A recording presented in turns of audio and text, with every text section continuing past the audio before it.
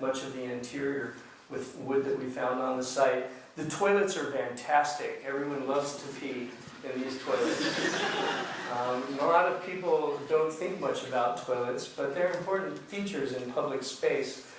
So when everyone comes into the toilet, you can usually hear, if it's the first time, they go, "Wow!" You can hear it outside because there's no door. And they come out smiling, and "Wow!" And they tell their partner who might be in the other toilet, "Wow, was yours the same as mine?" And there's a stair that you can sit on, and it leads you up to the film school. And that stair also has little hints of color in places to draw you up to the school and up to the higher levels of the building. The green is a very vibrant color. And again, very cost-efficient use of materials. That's just plywood on the bench and painted gypsum, and all the ceilings were exposed. But it, I think, makes a very nice atmosphere, a nice raw atmosphere. This is the green room and the student lounge. And again, all that wood that you see is reclaimed wood from the existing structures on site. The colors are very carefully chosen to be calm and allow the students to feel relaxed. And there's another sets of rooms associated with that. There's a screening room for films, and that invites the community in so they can watch films in this little theater. This is the beer factory that used to exist there. You can see the sort of shapes of the industrial buildings as they once existed. So we had to work our way through the landmark committee in Kingston. We had to review the history of the site all the way back to 1850, which were the earliest records that we could find, although some of the buildings went back further than this. And we had to develop a design that was in keeping with the structural planning of this site over time. We saved all the walls that we could, because most of these buildings actually were literally falling down. So you can see here we knocked down about maybe 50 yards of wall that kept all of these walls that you see. And I love these pictures of the site while we were protecting the existing historical structures. And inside the building we incorporated all the features of these original buildings wherever we could, and we exposed them. So that's part of the original column that was there, and that's the original stone that was laid in the foundations back in 1850 and 1805.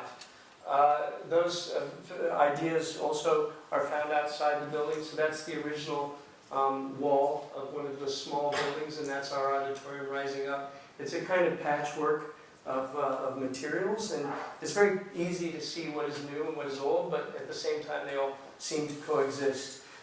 When we covered and had to rebuild the roof over those stone walls, the landmarks group wanted us to stay in line with the historical form of these buildings, so we created a pitched roof, as you see here. But we worked very carefully with a darkened wood, a burnt wood, and very slick frames for the windows, so that you could tell that this wasn't an original structure, but that it somehow was working with an original foundation. And that was a tough road for us. A lot of these projects came from a project that we made very early on in North America when we first moved to the United States. It was the building of the Hunt Library in North Carolina at North Carolina State University. It's a 220,000 square foot building, and its primary use is for collection of students, but also, again, the community is invited into this building. It has a very simple solar shading pattern on the exterior, so that we are able to minimize energy use in the building. And these louvers are different shades of gray. There's about 5 shades of gray, not 50 shades of gray, some of you may be thinking, just 5 shades of gray here. And at night, when the building is being used, the ambient light leaks onto these solar fins, and you get these wonderfully soft colors and soft, fuzzy edges. And I often say to architecture students that it's extremely hard to make a soft line as an architect. It's something that we really must strive for. It's easy to make a hard line. It's even easy to make a thing that looks soft but really isn't. So you might do a shape that's like a curve. That's not really soft, that's just a bent, hard line. But in this case, you can't really see where some of the colors begin and end, and that creates a sense of appreciation for the character of the building. And in the day, the same thing occurs. As you look past the facade, it's sometimes difficult to tell where one color begins and the other ends. Inside the building is a rather unusual device, a kind of a beast of a piece of technology. It's called an automated retrieval system, and it's basically a robot to get books for you. It can house 2 million volumes inside the retrieval system, and there are a series of robots that when you want to get a book, it will come, go get the book for you and bring it to a shelf. It can take no longer than about 5 minutes to get a book because the technology is so advanced today. So you can get it nearly as quickly as you could if you pulled it off a shelf. As you enter the building, especially from the student housing area, you move through an entryway up to a staircase, and just next to that staircase there are 2 giant windows. And if you look through those windows, you can see that's where the BookBot, the robot for books, is. And in between the 2 windows is a computer interface, a screen, and you can go up there and you can scan the books as if you were on Amazon or something, and ask the robot to get you a book, and then you can stand there and watch it run and get the book for you, and then you have to go to the shelf and get it. The library decided to do some interesting things, so for a while they had a button on the screen, like on Google, that said sort of, "I'm feeling lucky," and you could just push it and the robot would randomly get a book for you, and you could see what it brought. And at the same time, the librarians created an interface for the information screens inside the library, so that if any book had been checked out, that hadn't been checked out in, say, over 5 years, every screen would freeze. It would give you the name of the book, and it'd say, "Wow, this book just got checked out, first time in 5 years." And everybody would write down the name of the book, and then they'd want to check it out. So it actually increased circulation of books by some 35%. So a fascinating idea, and became an important part of the development of the project. As you enter the building, you'll see a great light-filled room, longitudinal, very long room, and you would see a series of yellow stairs that are very bright, not too high, pretty happy. And you would say, "Wow, I want to go up those stairs." And most people will say, "I don't like to take the stairs, I'd rather take the elevator." Well, we deliberately placed the elevators about 30 yards away in this kind of slightly dark area here. So people would walk past the stairs on the way to the elevator and they'd go, "Nah, I think I'll take the stairs." And they'll come back and walk up the stairs. And once they've done that, they've already committed to using the stairs. And the yellow is a color that generates energy. It's a kind of very energetic color. And so as you got to the top of that stair, you would then turn, you might see your friends there, and you would get to the very top, and then you'd turn and you'd see another room with another set of yellow stairs that you'd want to walk up. The elevator experience is nice too, and of course there are people who can't take the stairs and must take the elevator, but the elevator experience is different. They both have their own interesting characteristics for those types of movement. At the very top of the stairs, you come into this light-filled room, and it's golden color, which just draws you even further up. And a lot of this light that you see here is natural light. There's only that bit of light up there that's artificial, and most of it is natural, coming from the destination. And when you get to the very top of those stairs, you step outside, and there's this unbelievable balcony with a view over the North Carolina landscape, and everybody loves to make that journey. So people go 5 flights of stairs to get to this balcony every day on a regular basis. When we started the project, everyone said, "Nobody will take the stairs. This is the barbecue belt, so people don't like the stairs." But we said, "No, people will take the stairs, I guarantee." And there are people who have been in this building using it for over a year who've never taken the elevator. And it's a 5-story building. So we think that's an important feature in the design and something we can all learn from. Another thing we did was we tried to empower students by giving them a sense that they owned the structure. So we placed glass plates on the top of every piece of furniture and hand out pens, and so you can write on the surface of every piece of furniture. And when you feel that you can more or less degrade something, you feel it's yours. So the drawings and formula can be erased very quickly, so nothing really is damaged. But because you've written on it, you feel it belongs to you. And that's another important lesson in trying to create civil space. This project was mentioned also, we just completed it. It's a student learning center for Ryerson University in Toronto, also not far from here. It's on a commercial street. a street that may not look that unfamiliar to you. Lots of little shops selling pizza and hamburgers and other things. And the site for the project was basically in this area here where it says demolition.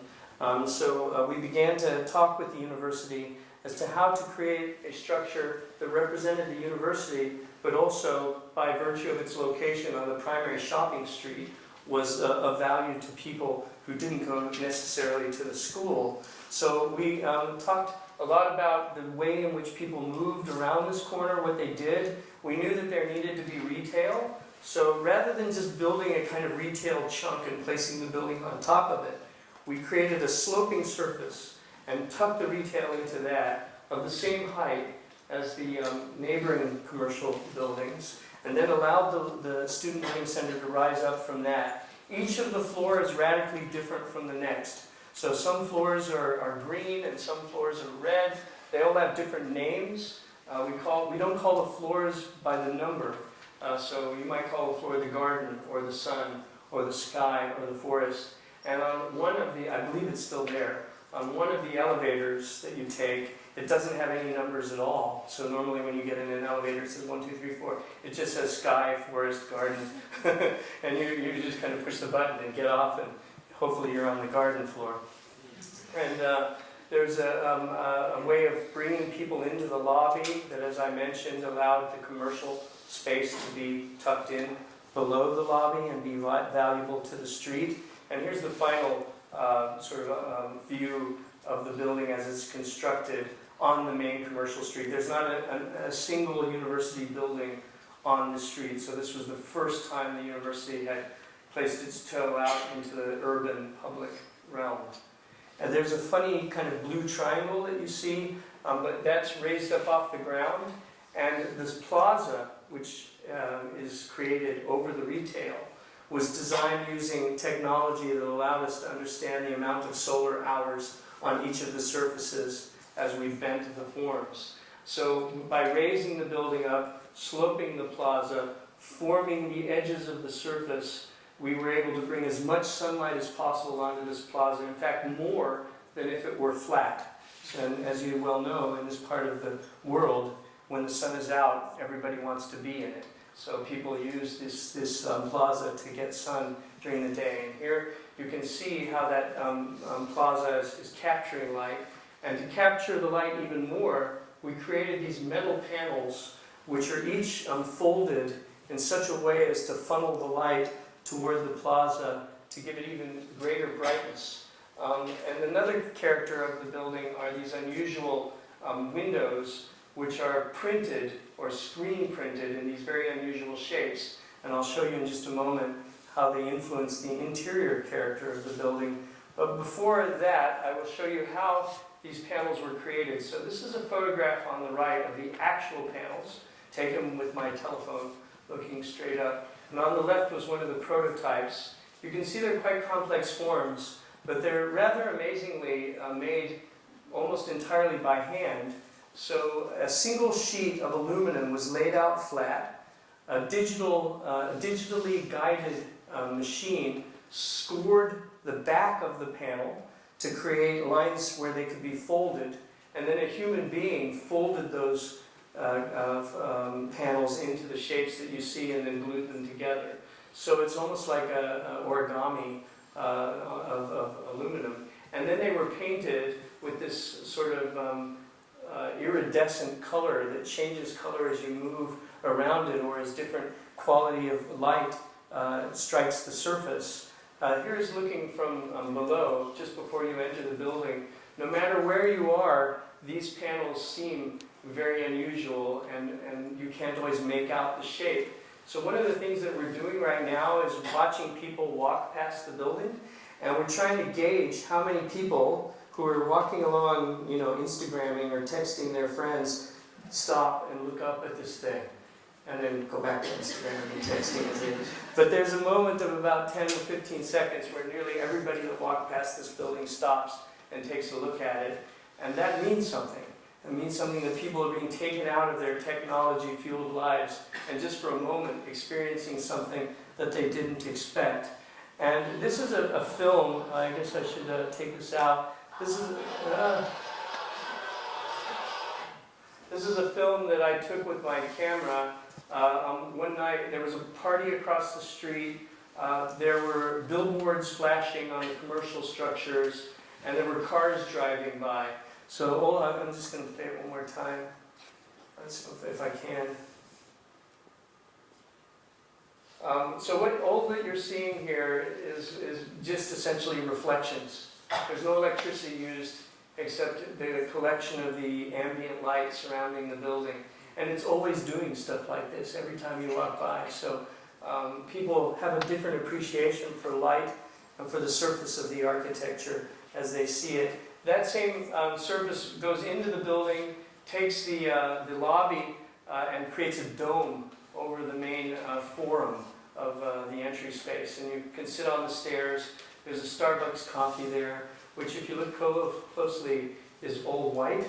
We actually negotiated with Starbucks to get them to remove all the green from their shop, and they agreed, and they said, yes, we'll make a white sign for you. They liked the building, so they wanted to be in it. The individual floors are each given a unique identity as you march up the building, as I mentioned earlier, and I'll show you just a couple of the experiences you'll have. Each elevator is colored wildly different. So when you're standing waiting for an elevator, the door opens and it might be this huge room full of red or green or yellow, and you're always kind of shocked by that moment that you get on the elevator. When it opens up, it may open onto another palette of color, and you'll move from that palette of color to another series of rooms. Sometimes they'll be blue. This is in the bluff level, and you can sit again on those stairs, and people use them to teach in an informal way. There's a maker's market, a kind of digital laboratory on that floor. This is a student services facility in the building, so it offers advice for students who are having various challenges. It's called the garden, and if you see, everything is this wonderful green, this very calm green. And if you look closely, you can see that even the classrooms and meeting rooms are all green. And you think, wow, that's very strange. Why would I ever want to go into a room that's green? You know, it feels like it's mildewy or something like that. But the fact is that only the glass is green. So as long as the light on the inside of this room is stronger than the light on the outside of it, the color transmits out, not in. So this picture is taken of a classroom where the cleaning lady is there, and this is the same room seen from the inside. So it's perfectly normal. So it's a shock to watch people. They'll see this green room and they're going, I'm not going in there. And then they walk inside and it's normal. And it takes a minute to get used to. But it's kind of an exciting thing. It makes the classroom experience very different. This is the floor called the sun. And again, as long as the light's on in the room, those people are feeling very normal. But this room in particular is very popular because of the red color. So many times the students will go in there in between classes and they'll turn all the lights off just so that they can experience it just saturated with red. So if you were to turn the light on, it would be normal. And as soon as you turn the light off, the color transmits the other way, and then it's filled with all these rather amazing colors. So it's a fun thing to watch the students going in there and turning the lights on and off. And there's another floor which is called the beach. And unlike a traditional learning space, it's just an open terraced platform. And at the bottom it looks like there's water at the beach, and the maple wood looks like sand at the beach. And you would just sit there on bean bags. There are no traditional chairs or tables. People just occupy this space 100%. As soon as the building opened, this room was filled with students. In fact, the day before the building opened, students broke into the building just so they could use this space. And they were escorted out like at midnight, but they were in there already before the building was open. Anything can happen in that room. There's a breakdancing club that uses the upper right corner at 6 o'clock on Thursday nights. Nobody cares. There's like this crazy breakdancing going on and people are still studying. You young people, you're very different than my generation. And this is at the top floor called the Sky, where you can see the pattern on the glass, which is printed. And as you sit there, it's very calming. You get dappled light. So not everything in the building is crazy and loud. This top floor is very introspective. It's very Zen-like. a very meditative space. And a lot of students like to go up there because they're tired of all the breakdancing and beach-going activities. That brought us to another set of projects. We're completing a new library for Temple University in Philadelphia.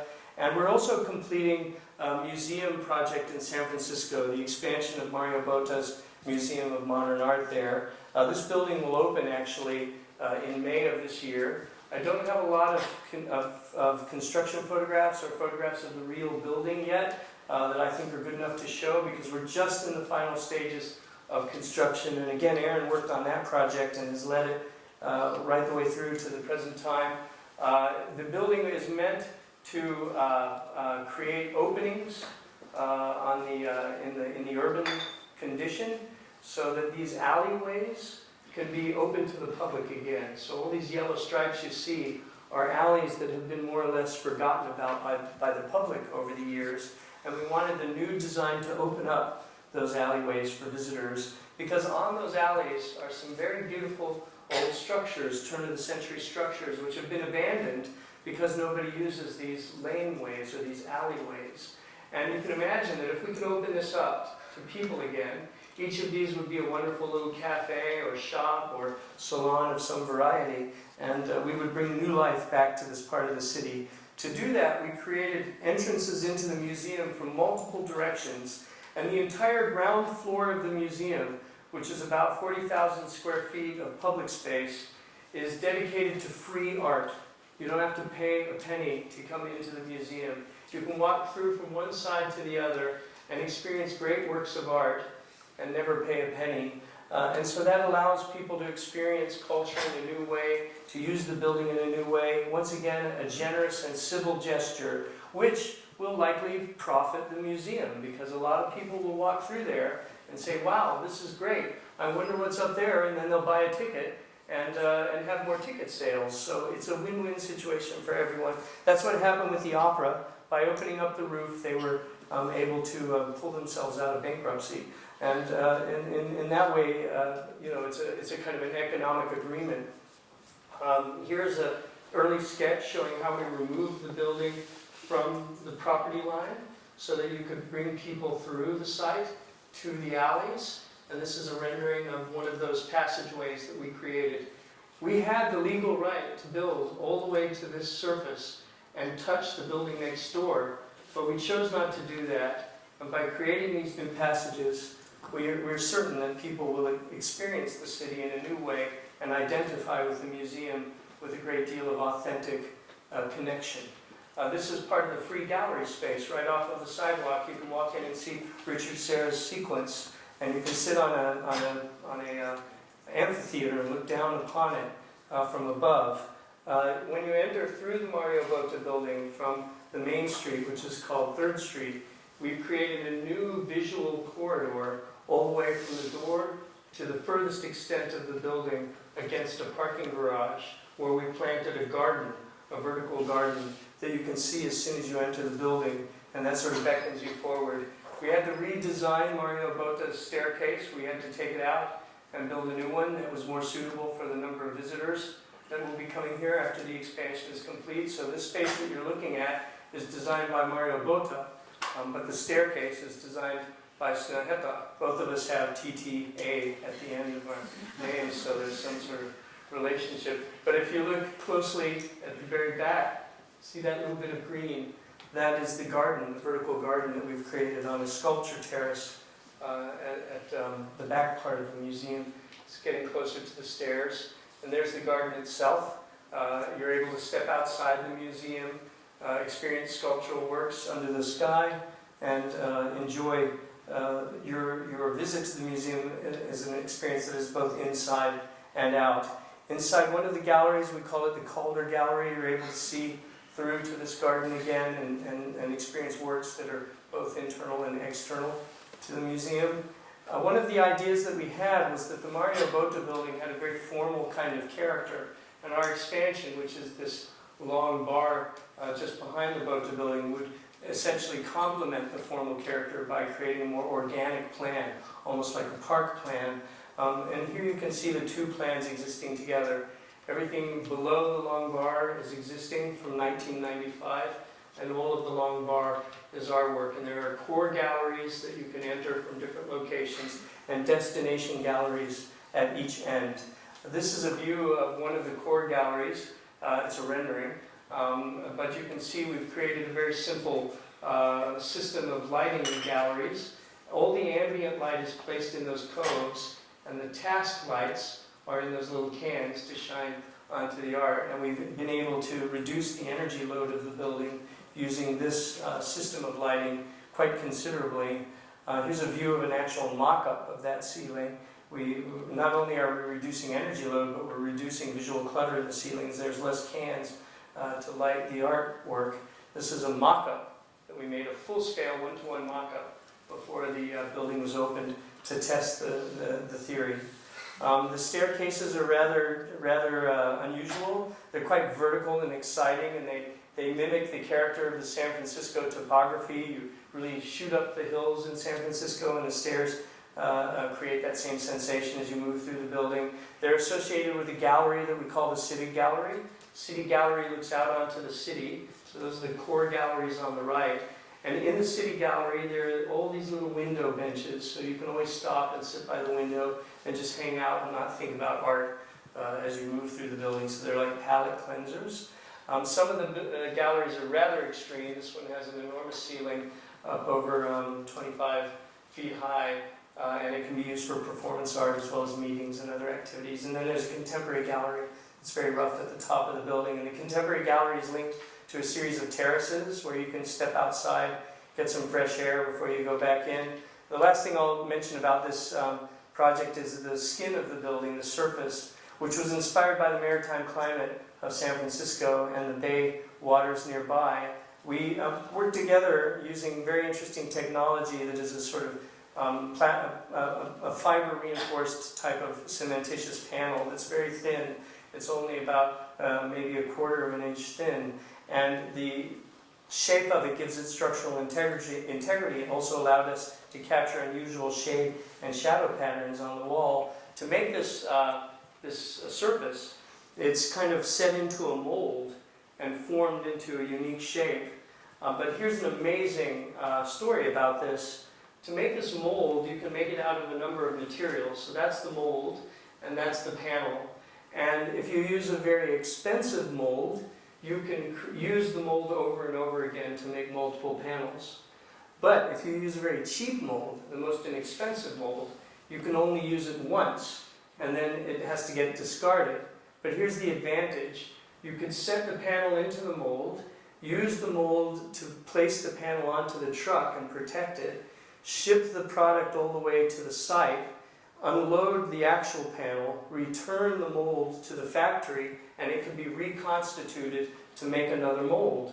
So you actually get to use it more than once, but what that means is that since each mold is made by a computer, it's cheaper to make every panel unique than it is to make every panel the same. So there are over 800 panels in this building, and not a single one repeats, and it was cheaper than making them repeat, which is an amazing thought.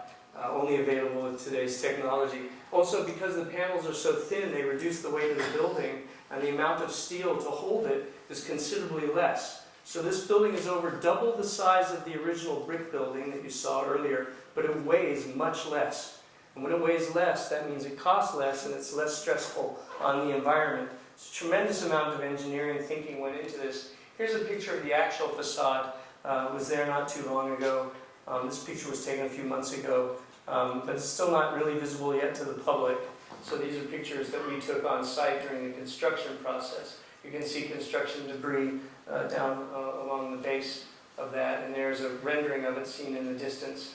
So I'm just going to quickly finish off with a few small things. We're making a museum for the reconstruction of the caves at Lascaux in France, so you may know of those caves. And here's the facility that we've designed.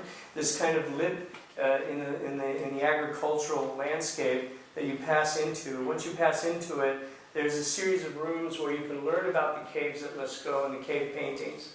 And you also then move outside and re-enter the building and then enter into the reconstruction of the caves that you see there in the upper right. Once you leave that reconstruction, you go into another room where the caves are disassembled and you can learn about them and what the paintings mean that were painted over 20,000 years ago. This is a rendering of the theater in the facility where you can be oriented before you see the caves. The caves themselves are absolutely perfectly recreated.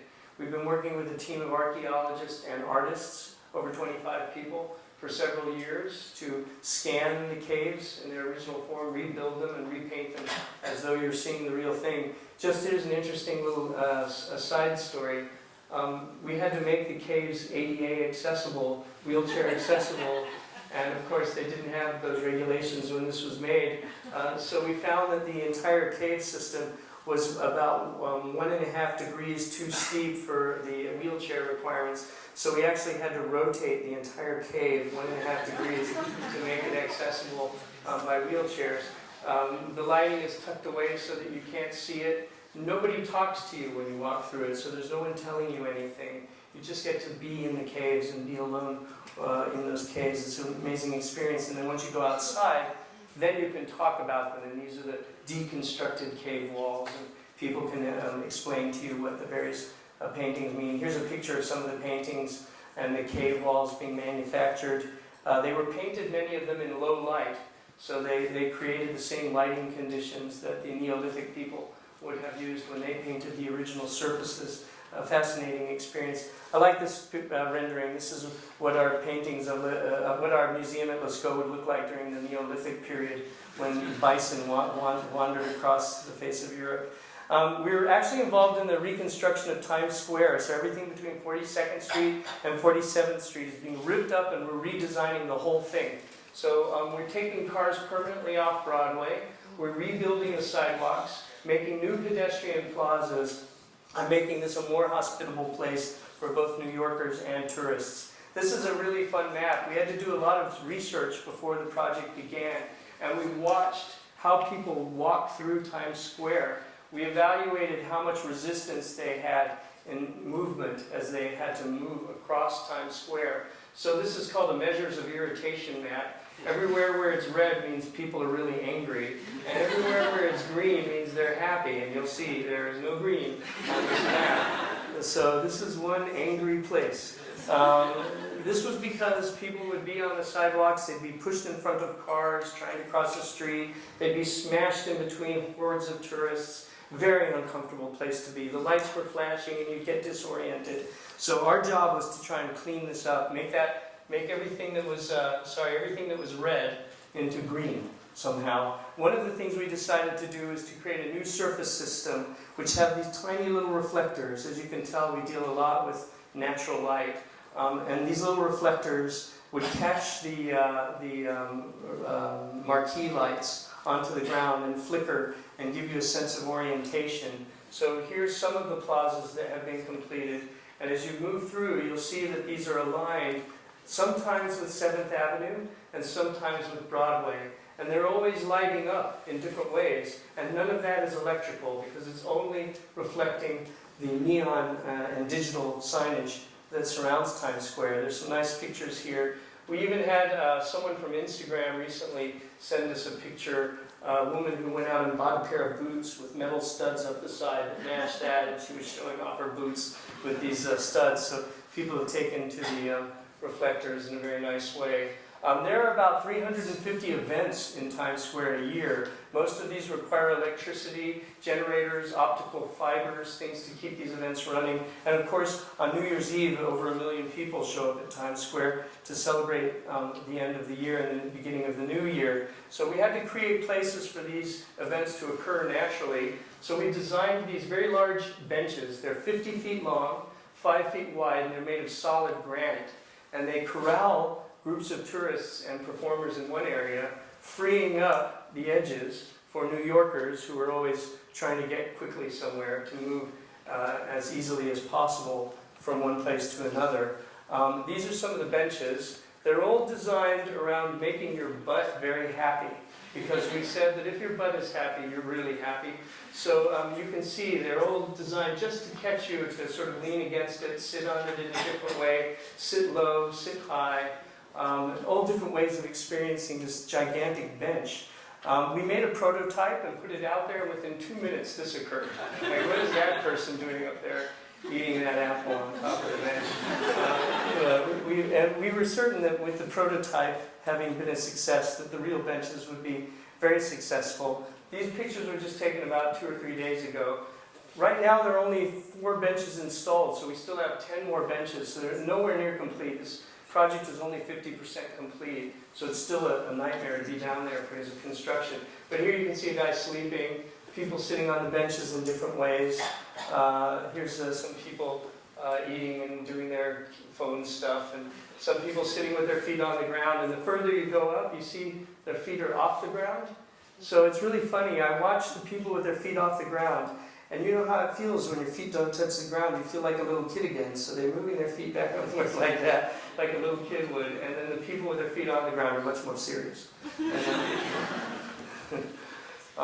This was another picture sent to us of this wonderful young girl who was having a bar mitzvah on Times Square, and she wanted to show us her dress with the sparkles next to the reflectors. But here's some amazing statistics. So since we have finished only 50% of Times Square, there's been a 40% decrease in pedestrian and automobile injuries, a 20% decrease in crime, a 60% decrease in air pollutants at Times Square, so you can breathe more easily there, a 60% increase in pedestrian traffic, increases in retail and rent prices, a 22% increase in economic output, and most importantly, a 92% increase in city and state tax revenue. So to put that in perspective for you, it means that the GMP of the revenue that's made just on these 5 blocks in Times Square in New York City is more than the gross metropolitan product of Las Vegas, Nevada, or Austin, Texas. There's enough money made in tax revenue just on Times Square alone to pay 7 times the Parks and Recreation budget of the entire city, and over half the budget of the police department in New York City, which is the largest standing militia in the country. So an enormous output just by taking cars off the street. Incredible. So anyway, we'll move past that. We're going to just the last few things before we finish. We're involved with a number of energy sensitive buildings. These are buildings that are designed to be a net zero energy buildings, so they produce all their electricity. This is the furthest northern office building that is currently underway, that is designed to supply all of its own energy.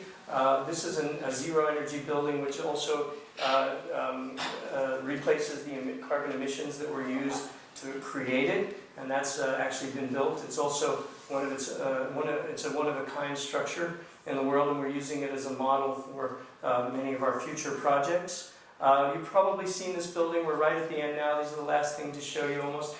This is the little reindeer pavilion that was mentioned earlier on the base of Snøhetta. So as you approach it, you get a reflection of the landscape. You can sit inside on that wooden structure there, and so this is a monolithic piece of wood that was routed by a computer-aided CNC machine, a kind of routing machine, and then the fireplace lifted up off the ground. And that mountain that you see in the distance where the clouds are, that's Snøhetta, the mountain that we're named after. So we got to build on the site of the mountain we're named after. We get together once in a while to have a party. So this is all of our office came together from New York and Oslo and other places to meet inside the pavilion. We had a lot of fun there. This led to a number of other pavilion projects. This is a little music pavilion west of Oslo. It's an inflated structure, and it's only up for about 3 weeks a year and then packed away until the next time. This is a little train station, a light rail line station that we designed in Texas. That's a metro station that we've designed in Saudi Arabia. This is actually under construction right now. A tiny little picnic pavilion in Dallas, in a neighborhood that was entirely underserved, very poor economy, and lots of crime. They called us up one day when we were designing the World Trade Center site. They said, "Hello, this is the Dallas Parks and Recreation Department. Would you like to make a barbecue pit for us on South Dallas?" And we said, "Well, what do you have to offer?" And they said, "Well, we don't have anything to offer. We only have $5,000. And so we said, "Well, if you've got the nerve to call us, you've got the job." So we actually did it. Now the local school uses it for recreation. has become a kind of icon in the city. It has this beautiful etched lattice work on the edges, which was their idea because our original design was solid metal. And when we presented it to the community, they said, if you make that solid, somebody will stand behind it with a gun and shoot me. Because this was, they sold drugs here. It was really a rough place. So we made this pattern so that you could see if there was someone with a gun standing behind it. And another project that we made is a 5-story playground for children in Austria. So this entire tower is for kids to play in. And there you can see some of the playground facilities for the kids overlooking the Alps in the distance. And every floor is different, and the kids can climb between the floors. They can climb up and down, and if you're, I guess, an Austrian child, you're not afraid of heights. So this is perfectly natural for you. Here's one of the higher levels where you can play on the sort of trampolines with the valley in the distance. Spectacular thing for kids to play, although I will admit those are architects in that picture. We had to test it out before we let the kids, build themselves up there. It all seemed to work. We made a very tiny little project called a rocking garden, which was built in San Francisco. So it's a tiny little plot of grass that we put out on the sidewalk. We grew all the grass in our studio. We trimmed it and then put it on this rocking chair, and you could stand on it and rock back and forth. And the kids really loved it. It was on Market Street in downtown San Francisco. People occupied it for the weekend and did yoga and all kinds of things on this piece of rocking grass on Market Street. So that was another kind of fun little project. We made a little nest for birds, and recently we made a beehive. So this is a beehive that's not made to harvest honey.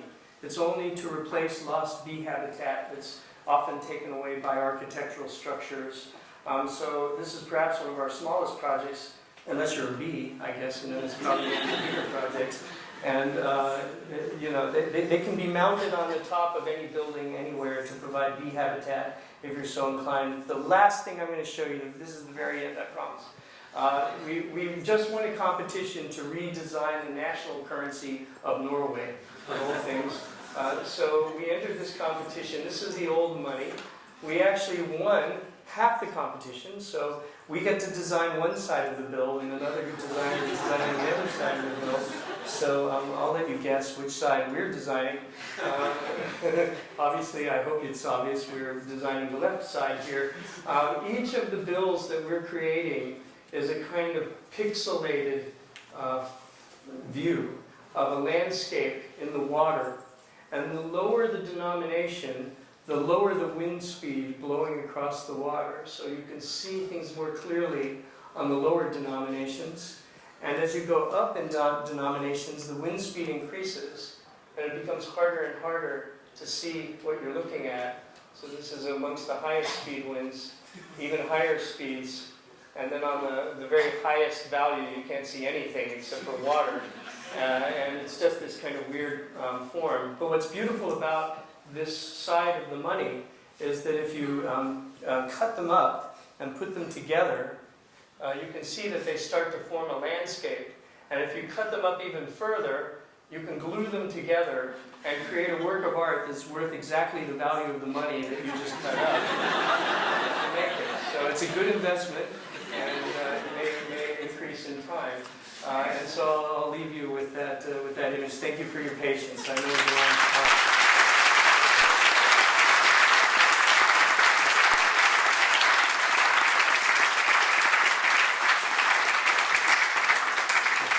Sure. I don't know how long everybody has. It's 7. Okay, so very quickly, Craig, what a fantastic lecture. Thank you again. Thank you also to, we have about 70 or 80 students upstairs, so I'm just giving a shout out to them. They don't know. Hi, people. Yeah, they're up there. Craig will take a few questions. We'll also have a reception downstairs after this. So there's food, because I know a lot of you miss your food at 6 o'clock, but there's some down there for you. But Craig will take a few questions, and then you can maybe grab them downstairs and ask him another one. But questions? Very catch me now. I'll be busy. Go ahead. Thank you for the lecture. My questions are a little bit specific because Okay. my thesis is Oh, Oh, no. I'm doing your project for you. a similar That's topic okay. to one essay that I read of yours, Body as Mind. Oh, body is mind, yeah. And I was really interested in the concept of body memory and Ah, how it is applied to architecture, specifically to sites of traumatic memories. I wanted to ask you specifically about the design of the pavilion on the memorial of Zero. The questions are, how do you see the design of the memorial pavilion in relationship to the different types of users over periods of time? How do you see it when people have forgotten of the event? And is there design techniques that were implemented Yeah. to the pavilion? Your first part of that question had to do with body memory, so I'll answer it in that context. Yeah. There are things that are interesting. Some of them were well considered and others less so. But we knew that when we made that reflective surface, you know, the stainless steel surface that's always changing colors of light, sometimes the light would catch your eye. So if you're walking this way, there might be just a momentary flash of light and you'll stop and you'll look. And as you look at it, because the entire building is within your frame of reference perspectively, naturally for a human, you would naturally want to look and follow the light and go up. So a lot of people actually stop and they do this, and they're basically that. So the interesting thing though is if you watch that over time, and this we really hadn't exactly thought about it, but it makes sense, is that your first need when you arrive at the World Trade Center site is to see the names of the deceased. So everyone will go to the names of the deceased. They won't know the names of those people, who they were. They'll just see the names. They'll connect to the names, and then they'll look and they'll see the pools. And the pools are very deep, and the names are on a very broad rail. So what people first naturally do is they go up to the edge, and they do that, and they look down, so basically that. And after they look down, then they go to our building, and then they do that. And everyone does that. You can watch, like everybody does that, and then they do that. And then they go to our building, and then they snuff their noses against the glass. And and then there's that moment of shock. All of that, your body is registering. You may not think about it, you may not even care about it, but your body registers it because our unconscious drives much of our activities. We like to think we're conscious creatures, it makes us feel good, but the truth is we're probably only 10% conscious and 90% oblivious of everything. Otherwise we'd go nuts if we had to register everything. So that's the way in which the body reacts, and you will always react in that way. Unless we change shape suddenly, we're always going to do this and we're always going to do that. And that ritual will, and it's a prayer ritual, right? That's how people pray too. They do this and then they do that. It's like a prayer ritual. So that, I think somehow that story is part of the experience. I don't know if maybe that answered your I question. bet you would have a follow-up, but we're not going to. Yeah. Good question. Yeah. No, I think it's okay. I'll repeat the question for you. Yeah. Everybody can hear me. Thank you so much for an amazing lecture and really inspiring projects. You sound Norwegian. I am Norwegian. Kan du norsk? Vi kan norsk. Vi kan, alle oss kan norsk. Vi kan prate litt. Oh, wow. No, I really wanted to ask you, because Snøhetta has a huge and a big status back home. I grew up in Norway and in Oslo. Mm-hmm. And I am really curious to know how the Norwegian heritage and the Scandinavian architecture is still influencing Snøhetta as an office and also your project. How is Scandinavian or Norwegian architecture influencing our office? It's a good question. I go back and forth personally. At times I want to recognize the value of a culture as a distinct and specific identity. And at other times I say to myself, if I were a scientist and I were working out a mathematical formula for how to split the atom, I would not discuss it in terms of its Danish heritage, nor would I discuss it in terms of its American pragmatism, if I were Niels Bohr, for example. So there are times where I just want to obliterate all the political things and say, look, we're like scientists, we should just stop focusing on the minuscule cultural kind of I'd say, tactics that we have to categorize our lives. But then, of course, I recognize that people live in different ways in different places. So there is a way in which people live in Norway that is going to be different than the way that they live in Morocco. But then again, we have to ask ourselves, why do those differences mean anything? And aren't there things that join us together? So that's a roundabout way of saying the question that you asked is highly politicized. And I think that many people in Norway that I know want to know more about their Nordic identity. I think partly that's due to the fact that Norway is a small country in terms of population. But in fact, I feel it has a huge impact on global society. Norway produces great amounts of oil. They've been heavily involved in peace politics around the world. Norway is not a small country. It's just a lightly populated country. But Norwegians want to see what their influence is on the world, so they always ask that question. I mean, of course, Scandinavian design has a robustness to it. Norwegian design is robust. It has to deal with heavy weather conditions. It has a kind of quality of working with light. I mean, Edvard Munch, you know, before I moved to Norway, I thought those colors in Edvard Munch paintings were LSD induced or something. They just didn't seem real. But you get to Norway and it's just normal. It's like, wow, look at that. Let's go to lunch. You know, so there's a, natural light, I think, is a big piece of what we do, and that comes from living near to the Arctic Circle. Maybe that was a round. Yeah. Thank you. Any more? Maybe we'll take There's a fellow there. one more. I can repeat your question for you. Thank you for your speech. I noticed that before the beginning of your speech, there is a phrase saying that no one will go into a building and kneel to the building and praise how great the concept is. Yeah. And I also noticed that throughout your lecture, there are a lot of fantastic moments you want to reveal us, which we cannot find on your internet. So my question is that how much do you think those fantastic moments play as an important roles in your overall concept? So the question had to do with an earlier quote that was up before the lecture started. I had a bunch of signs flipping by of things that I've thought of over the years, and one of them said, I've never heard of anyone who walked into a building, dropped to their knees and said, wow, what a great concept. It actually had a curse word in there, but I won't repeat that in polite company. But anyway, the truth is that concepts are incredibly valuable, but we don't, as architects, we abuse the word, and we abuse it a lot. So there's been times when I've taught, and I've asked the students in the class to write down on a sheet of paper 3 or 4 sentences that best describe what concept means to them. And if there are 30 people in a class, you'll get 20 different answers. So we use this word all the time, but we somehow don't agree on what it actually is. And people will argue about what a concept means. In different traditions of academia, the word concept means different things. So in many traditions, it actually means a question. The concept is not an answer, it's actually the question, it's the hypothesis, it's the direction of interrogation. It is not the answer. We use it as an answer. As architects, we say, this is the concept and everything has to relate to it.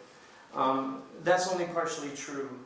You cannot build or make or create without a concept, but I would argue that the value of the concept is in letting it go and finding another way to produce value in a physical object.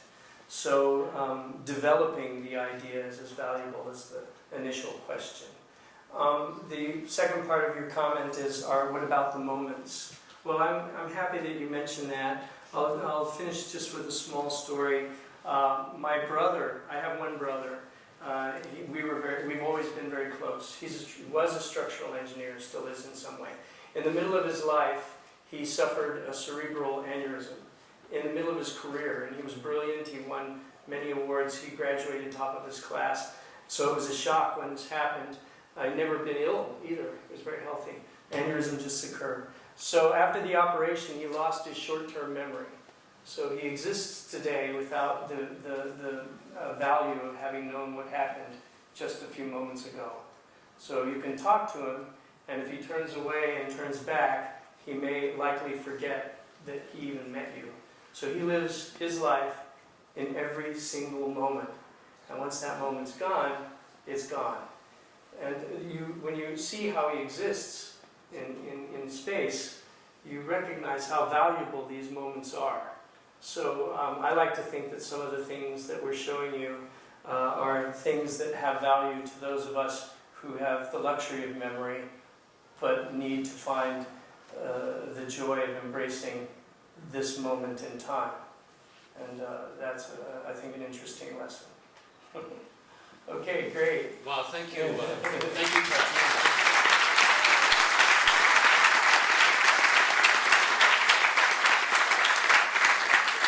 Thanks again to